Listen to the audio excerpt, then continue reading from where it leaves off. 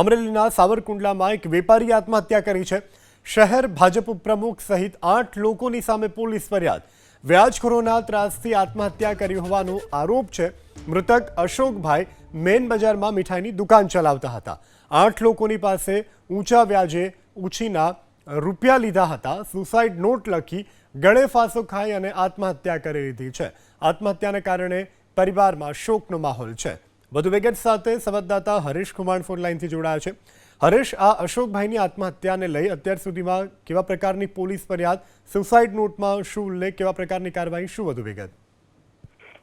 ચોક્કસથી અમરેલીના સાવરકુંડલાના મેન બજાર વિસ્તારમાં શ્રદ્ધા સ્વીટ નામની દુકાન ધરાવતા અશોકભાઈએ પોતાના ઘરે ગળાફાંસો ખાઈ પોતાનું જીવન ટૂંકાવ્યું હતું અને તેમના દીકરા દ્વારા સાવરકુંડલા ટાઉન પોલીસ સ્ટેશનમાં શહેર ભાજપ ઉપપ્રમુખ ભાવેશ વિકમા સહિત 8 વ્યાજખોરો સામે પોલીસ ફરિયાદ નોંધાવી છે। ત્યારે મૃતક અશોકભાઈ ચૌહાણ જેઓ 8 વ્યાજખોરો પાસેથી અલગ અલગ રકમના ઊંચા વ્યાજે પૈસા લીધા હતા અને વ્યાજખોરોને પોતે પૈસા પૂરતા કરી ન શકવાને કારણે ક્યાંક ને ક્યાંક આર્થિક સકળામણમાં આવી ગયા હતા અને પોતાનો જે ધંધો હતો તેમાં પણ ક્યાંક ને ક્યાંક નુકસાની થઈ રહી હતી। તેને લઈ અને આ વ્યાજખોરો અવારનવાર ધાકધમકીઓ આપતા હતા અને તેને લઈ અને અશોકભાઈ પોતાના જ ઘરે ગળાફાંસો ખાઈ પોતાનું જીવન ટૂંકાવ્યું છે। ત્યારે મૃતક અશોકભાઈ પાસેથી સુસાઇડ નોટ પણ મળી આવી છે